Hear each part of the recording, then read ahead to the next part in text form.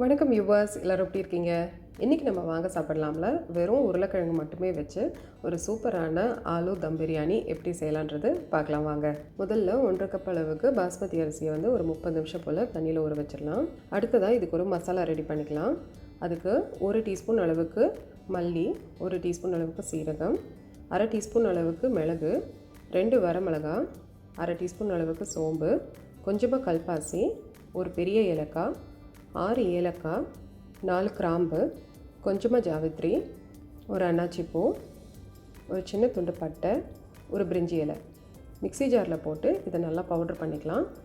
இந்த மசாலாவை வந்து நீங்கள் எந்த கிரேவிஸ் பண்ணும்போதும் நீங்கள் வந்து யூஸ் பண்ணிக்கலாம். இதோட வாசனை வந்து பார்த்திங்கன்னா ரொம்பவே தூக்கலாக இருக்கும். அடுத்ததாக சாதம் ரெடி பண்ணிக்கலாம். அதுக்கு தண்ணி கொதிக்க வச்சுக்கோங்க. இப்போ இதில் தேவையான அளவுக்கு உப்பு சேர்த்துடலாம். கூடவே 6 ஏலக்காய், 1/2 டீஸ்பூன் அளவுக்கு சீரகம், அரிசியை நல்லா கழுவி அதை சேர்த்துருங்க. இப்போ இதில் கொதி வந்ததும் ஃப்ளேமை வந்து மீடியமில் வச்சுருங்க. இது வந்து பார்த்திங்கன்னா ஒரு 6 to 7 மினிட்ஸ் அவ்வளோ போதும். ஏன்னா வந்து இது ஒரு 70% கிட்ட தான் அந்த அரிசி வேகணும். ஸோ அரிசி இந்த மாதிரி இருக்கும்போது நம்ம இதை வடிச்சிருவோம். அடுத்ததாக உருளைக்கிழங்கை வந்து நம்ம வறுத்துக்கலாம். அதுக்கு 2 மீடியம் சைஸ் உருளைக்கிழங்கு இந்த மாதிரி சின்ன க்யூப்ஸாக கட் பண்ணி வச்சுருக்கேன். ரொம்ப பெருசாக போட வேண்டாம். அதை வந்து நம்ம இப்போ ஷாலோ ஃப்ரை பண்ணிக்கலாம். மீடியம் ஃப்ளேமில் ஒரு 10 நிமிஷம் கிட்ட ஆகும் இது வந்து நல்லா ஃப்ரை ஆகி வர்றதுக்கு.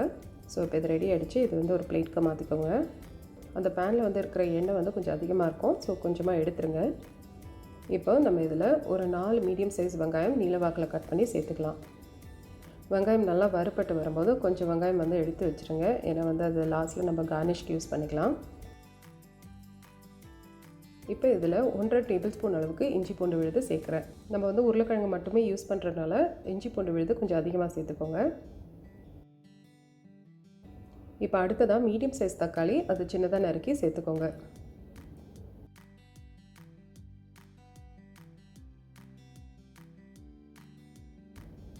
தக்காளி நல்லா சாஃப்டானதும் இதில் ஒரு கைப்பிடி அளவுக்கு புதினா கொத்தமல்லி சேர்த்துக்கலாம். கூடவே 3 பச்சை மிளகாய் கீரி போட்டுக்கோங்க. அடுத்ததாக இதில் மசாலா சேர்த்துடலாம். 1/4 டீஸ்பூன் அளவுக்கு மஞ்சள் தூள், 1 டீஸ்பூன் அளவுக்கு மிளகாய் தூள், நம்ம வந்து அரைச்சோம் இல்லையா அந்த மசாலாவும் சேர்த்துருங்க. இப்போ நம்ம அரைச்ச மசாலா வந்து நம்ம எதுவுமே வறுக்கலை. ஸோ அதில் நல்லா பச்சை வாசனை இருக்கும். ஸோ அது போகிற வரைக்கும் நல்லா இந்த மாதிரி ஃப்ரை பண்ணிக்கோங்க. அடுத்ததாக நம்ம இதில் தயிர் சேர்த்துடலாம். ஒரு 4 டேபிள் ஸ்பூன் அளவுக்கு தயிர் சேர்த்துக்கோங்க. தயிர் சேர்த்ததும் நல்லா கலந்துக்கோங்க. மசாலாலேருந்து அந்த எண்ணெய் வந்து நல்லா இந்த மாதிரி பிரிஞ்சு வரணும்.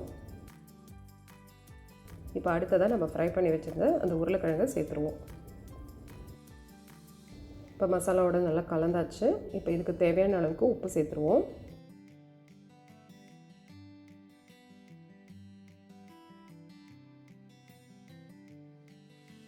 இப்போ ஒரு 3/4 கப் அளவுக்கு தண்ணி சேர்த்துக்கலாம். உப்பு வந்து அந்த உருளைக்கிழங்குல நல்லா பிடிக்கணும். அதுக்கு வந்து ஃப்ளேமை வந்து ரொம்ப லோவில் வச்சிட வேண்டாம். ஒரு மீடியம் ஃப்ளேமில் ஒரு 3 நிமிஷம் போல் மூடி போட்டு வேக விட்டுருவோம். ஒரு 1/2 எலுமிச்சை பழத்தோட சாறு சேர்த்துக்கலாம். இப்போ பாருங்கள் கிரேவி வந்து ரெடி ஆகிடுச்சு. ஸோ ஃப்ளேமை நல்லா லோவில் வச்சுக்கோங்க. இப்போ வந்து நம்ம ரெடி பண்ணி வச்சுருந்த அந்த சாதத்தை வந்து இதுக்கு மேலே நம்ம வந்து லேயர் போட்டுருவோம்.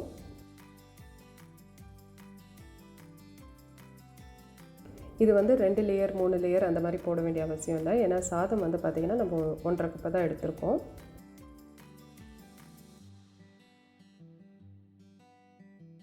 இப்போ அந்த சாதத்தை வந்து இந்த மசாலாவோட லைட்டாக இந்த மாதிரி மிக்ஸ் பண்ணிக்கோங்க. சாதம் உடையாமல் பார்த்துக்கோங்க.